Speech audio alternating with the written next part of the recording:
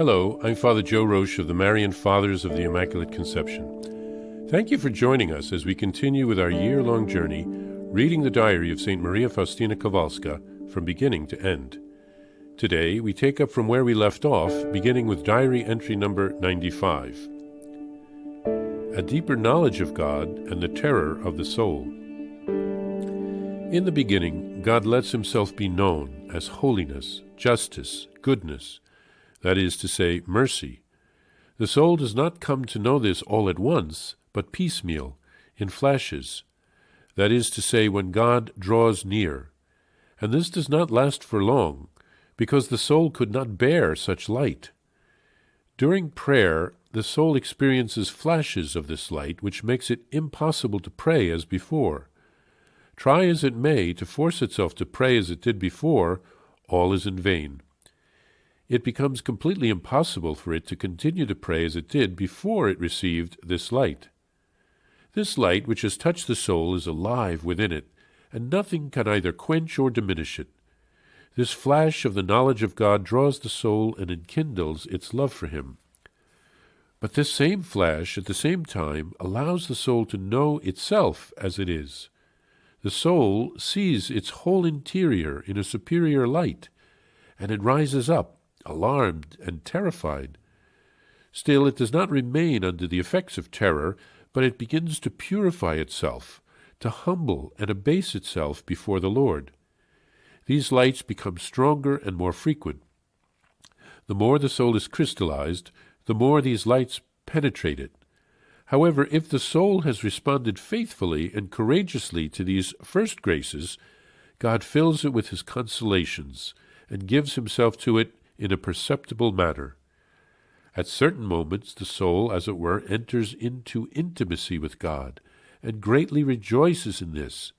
It believes that it has already reached the degree of perfection destined for it, because its defects and faults are asleep within it, and this makes it think that they no longer exist.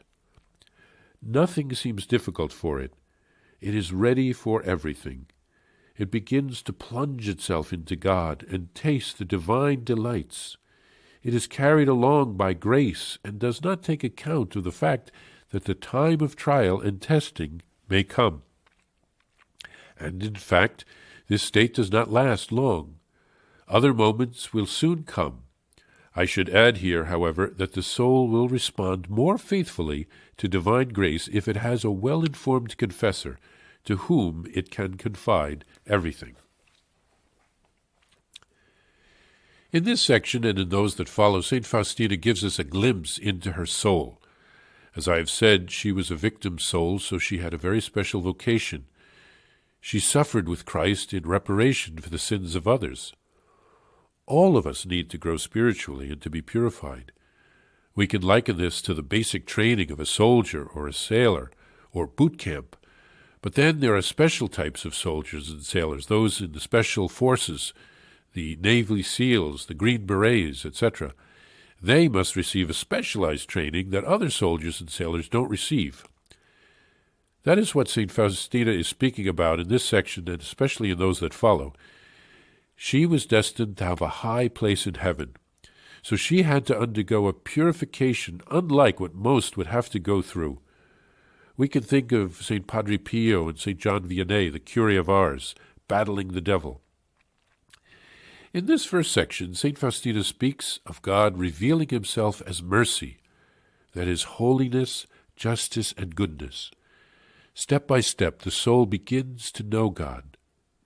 Here on earth, in our human bodies, with our human intellects and our emotions, we are limited in how much of God we can know. If you have ever had an experience of being overwhelmed by emotions, even joyful ones, you know what I'm talking about. My sister recently experienced that at her daughter's wedding. She was overwhelmed with happiness and joy. Her cup runneth over. She looked like a happy volcano ready to erupt with laughter and tears. But here on earth we can only take so much of such strong emotions, even the good ones. Faustina speaks of being touched by the light of God, which allows one to know himself or herself and to see our deficiencies in comparison to the all-holy God.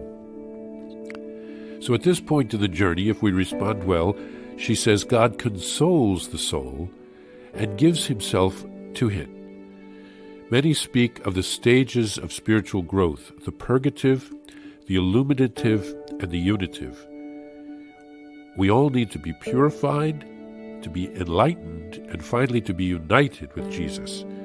But this is not something that happens just once in our lives, but over and over again, and hopefully to an ever-deepening degree. During the first phase that St. Faustina writes about, she says that the soul thinks that it has quickly reached the destined degree of perfection that God had intended for it, because its defects and faults are asleep, hidden behind the consolations of God. And it appears that these defects and faults no longer exist, but they do. And so more purification is needed. But God is very gentle with us. He helps us to grow step by step. And getting a confessor regularly, at least getting to confession regularly, is a great help.